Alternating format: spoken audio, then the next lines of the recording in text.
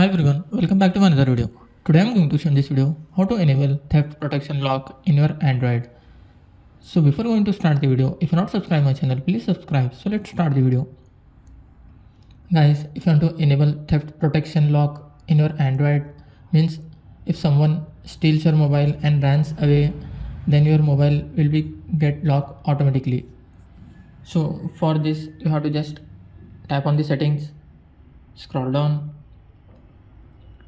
You can see here Google, tap on this, then click on all services, scroll down. You can see under personal and device safety you will find theft protection. You have to just tap on this. Here you will find two options, theft detection lock and offline device lock. You have to just enable both these options, just turn it on, and you can see here offline device lock. You have to just enable this option also and close this window.